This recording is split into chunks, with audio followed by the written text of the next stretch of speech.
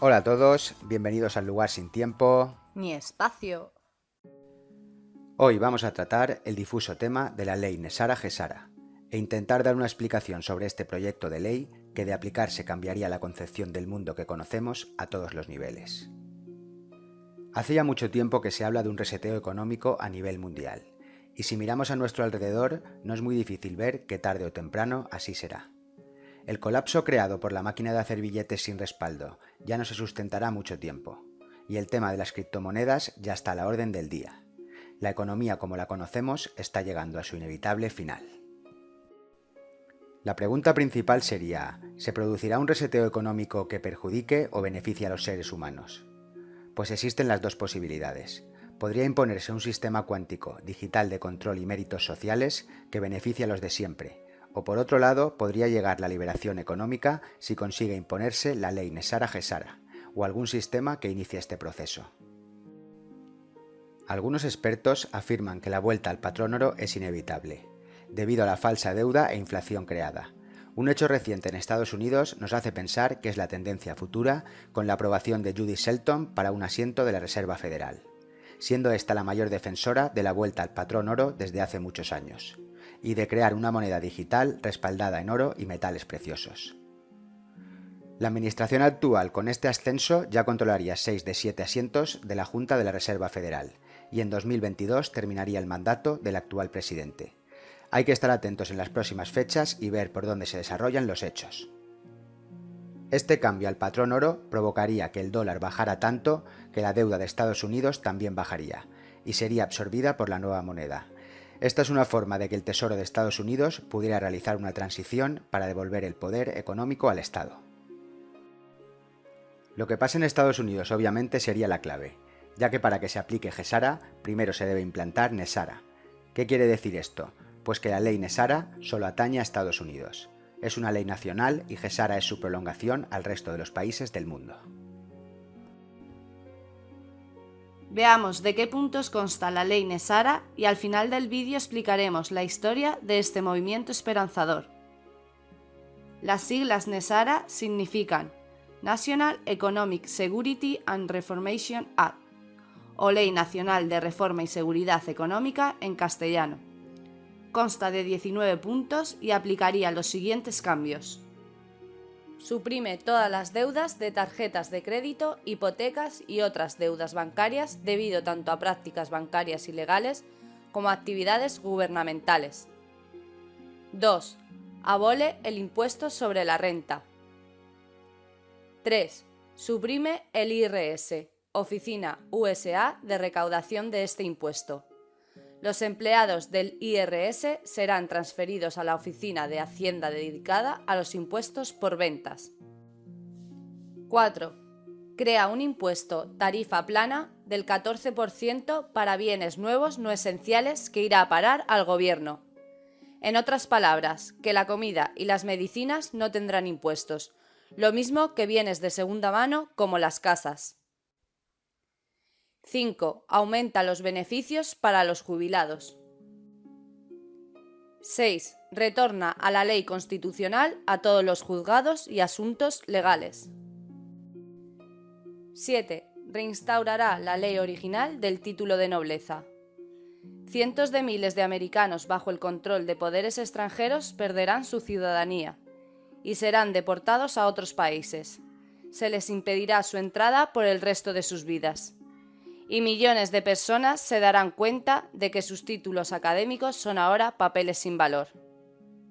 Este artículo se refiere a la injerencia de la corona británica en los asuntos de los Estados Unidos, que no ha cesado desde su independencia. 8. Establece elecciones a la presidencia y al Congreso en el plazo de 120 días después del anuncio de Nesara. El gobierno interino cancelará todas las leyes de emergencia nacional y nos retraerá a la ley constitucional original. 9. Monitorea las elecciones y previene actividades ilegales de grupos selectos en torno al proceso electoral. 10. Crea una nueva moneda, el dólar arcoíris, respaldada por oro, plata, platino y otros metales preciosos. 11. Prohíbe la expedición de certificados de nacimiento como bonos de propiedad de ganado por el Departamento USA de Transportes. 12. Implementa un nuevo sistema del Banco del Tesoro Público en consonancia con la Constitución. 13. Elimina el sistema de la Reserva Federal. Durante el periodo de transición, a la Reserva Federal se le permitirá operar en apoyo del Tesoro por espacio de un año, hasta que se eliminen todos los billetes con el sello de la Reserva Federal del mercado monetario. 14. Restaura la privacidad financiera. 15. Vuelve a colocar a todos los jueces y fiscales bajo la ley de la Constitución. 16. Cesa todas las acciones agresivas del gobierno de los Estados Unidos de América a lo largo del mundo. 17. Establece la paz alrededor del mundo. 18. Libera enormes cantidades de dinero para propósitos humanitarios. Y 19. Permite la publicación de 6.000 patentes de tecnologías suprimidas que han sido alejadas del público bajo el pretexto de la seguridad nacional, incluyendo dispositivos de energía libre, antigravitatoria y máquinas de curación a través del sonido. Suenan muy bien para todos los seres humanos estos cambios. Se conseguiría la libertad económica y se cubrirían todas las necesidades básicas de la población mundial, dando paso a una nueva era de luz, la llamada Edad de Oro, en la cual no existiría la pobreza. Buena utopía, pero ¿de dónde procede todo este entramado de la ley Nesara? Contaremos la versión corta. Cada uno puede indagar por su cuenta, ya que existe mucha información diversa al respecto. Los comienzos de esta historia se remontan a principios del siglo XX, tal vez un poco antes, cuando la Asociación de Banqueros realizó un entramado legal para desposeer a los agricultores y granjeros legítimos de sus propiedades. Una forma astuta de quitar poder y tierras a este colectivo, consumado por la fundación de la Reserva Federal en 1913, y la Ley de la Reserva Federal, que a partir de 1933 dejó de apoyarse en el patrón oro y a partir de esto hipotecaría las propiedades de todo el pueblo de la nación. La nueva moneda impresa no sería controlada por el Estado por primera vez, y tampoco apoyada en oro y metales, hecho que se podría considerar anticonstitucional, y con una finalidad oscura y poco transparente. Los granjeros con el tiempo empezaron a necesitar dinero, y pidieron créditos que solo provocaría que su deuda aumentara. También sus tierras con acuerdos usureros pasarían después de su muerte al Banco Federal de la Tierra. Hacia 1970, el Banco Federal adjudicó ilegalmente el suelo a través de hipotecas concedidas a los agricultores de todo el Medio Oeste, perpetuando este fraude. Después de todos estos turbios asuntos, que se pueden leer, como digo, en versión extendida, llegó un caso que cambió toda esta historia. El hijo de uno de estos agricultores, Roy Schwasinger Jr., que era militar retirado, presentó una demanda al comunicarle que tras el fallecimiento de su padre debía abandonar la granja familiar. Su primera demanda fue desestimada, pero fue ganando gente para la causa. Primero unos pocos granjeros y militares conocidos que comenzaron ayudándole en este proceso. Más tarde muchos granjeros e indios nativos, que fueron desposeídos de sus tierras, fueron uniéndose para formar un grupo sólido que demandase a la justicia. Tras muchos procesos, en 1990 se llegó al Tribunal Supremo, que falló a favor de la Unión de Granjeros. Por tanto, se dictaminó que todo el sistema de crédito concedido a los agricultores había sido ilegal.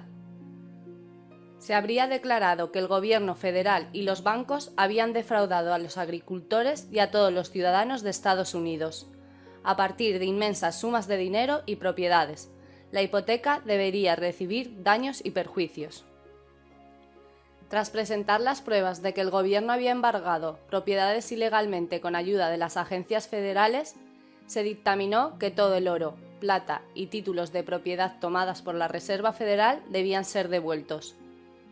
Para adentrarse más profundamente en este proceso legal enrevesado, es necesario conocer la ley del comercio y la ley del derecho marítimo que convierte a los seres humanos en empresas. Este es un tema muy denso y antiguo que explicaremos otro día. En el contexto de Estados Unidos proviene de la Guerra de Secesión, cuando el gobierno tuvo que pagar daños y perjuicios por no proteger a sus ciudadanos de un gobierno extranjero, hecho que el presidente Grant ocultó a los ojos de todos.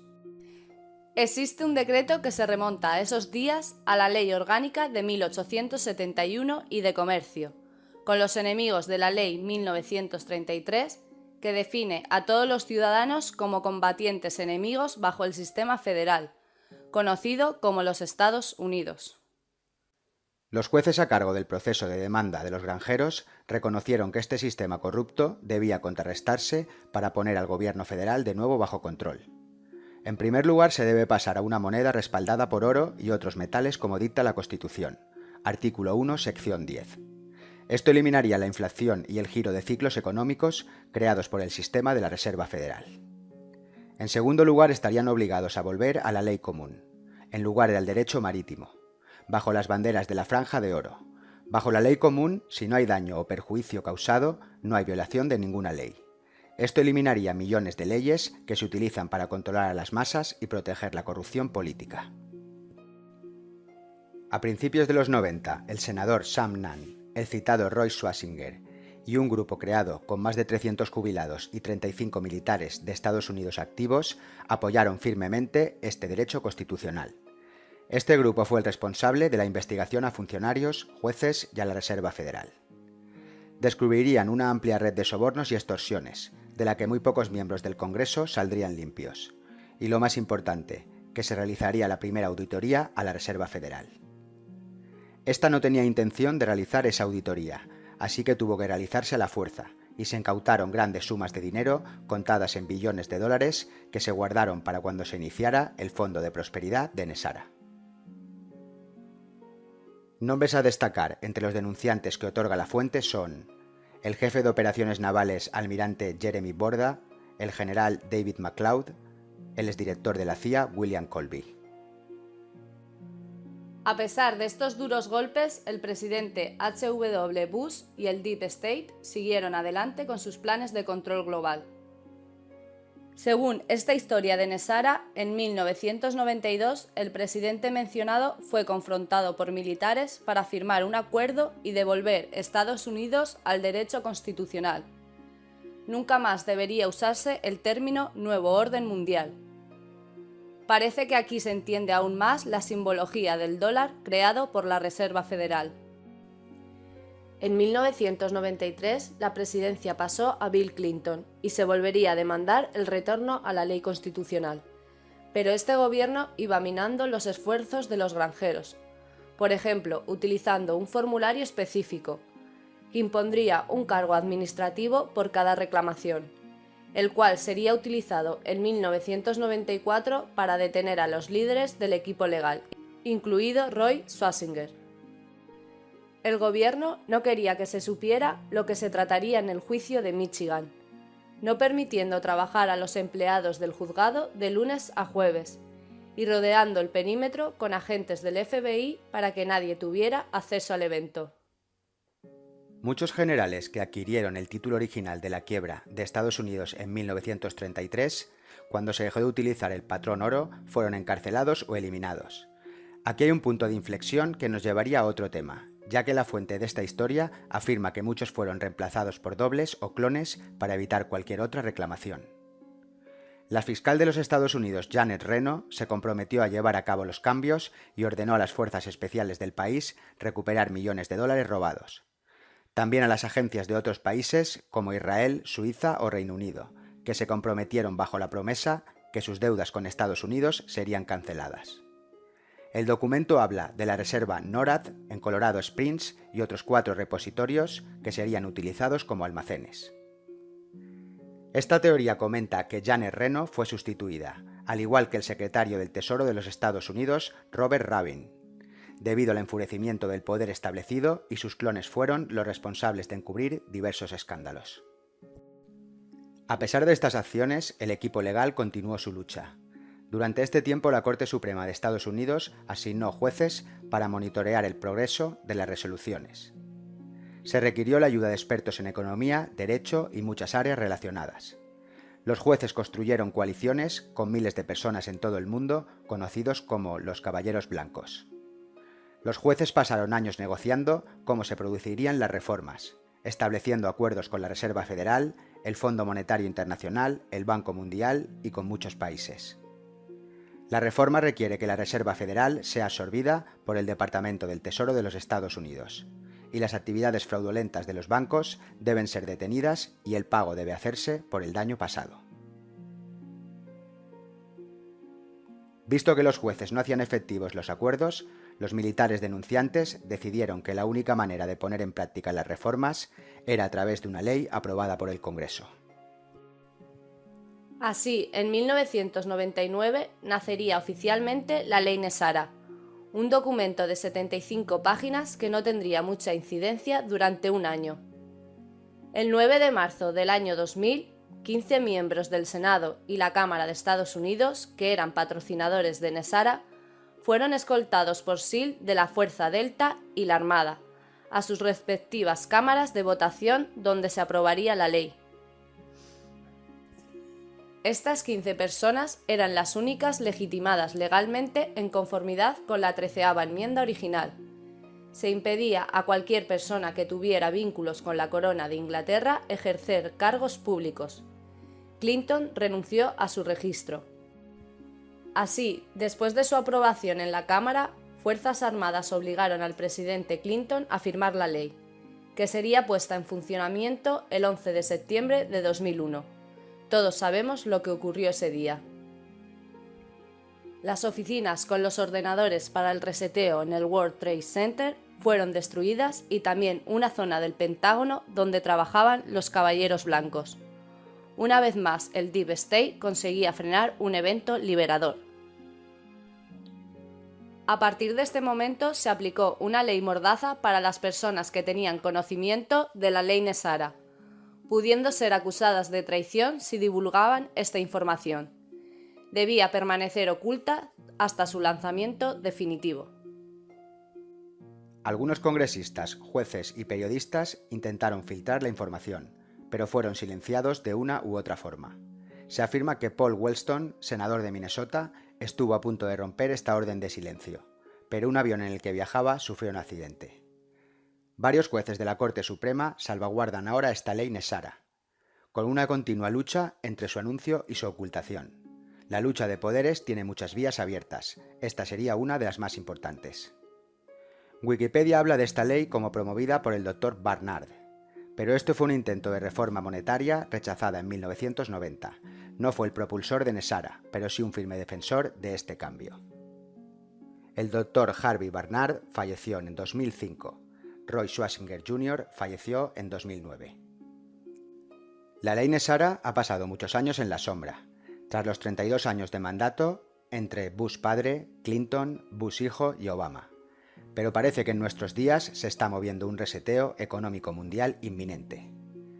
Como hemos dicho, la aplicación de Nesara provocaría que su extensión a todos los países, llamada Gesara, pudiera liberar a la humanidad de la tiranía económica.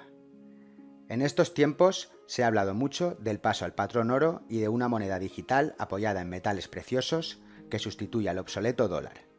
Este sería el inicio del reseteo. Veremos si la administración de Estados Unidos y Judy Shelton son capaces de provocar este cambio. Existen muchas versiones de la ley Nesara-Gesara y muchas especulaciones al respecto. También está la posibilidad de que el Cabal, si venciera esta batalla, utilizara este reseteo para un mayor control. Por eso el oro y los metales preciosos que aseguren los bonos de prosperidad deben ser custodiados hasta la puesta en funcionamiento. En futuros vídeos explicaremos de dónde se podría sacar el oro y la riqueza para poder respaldar los bonos de prosperidad entregados a 7.500 millones de personas. Este reseteo no solo influiría económicamente, sino que sería una liberación total del ser humano, que podría convertirse en libre soberano. También la liberación de patentes mejorarían la energía, la salud, el medio ambiente y la seguridad, a la vez que quitaría poder a las grandes corporaciones. La historia relatada se basa en un artículo de Nancy Detweiler que se fundamenta en un escrito de James Rink, Pero como hemos dicho, existen muchas versiones de cómo empezó Nesara Gesara. Se recomienda investigar sobre estos temas, que cada uno saque sus propias conclusiones. Nos despedimos desde el lugar sin tiempo ni espacio. Si te ha gustado el vídeo, os agradecemos un like y no olvides suscribirte para seguir indagando en los misterios de la humanidad.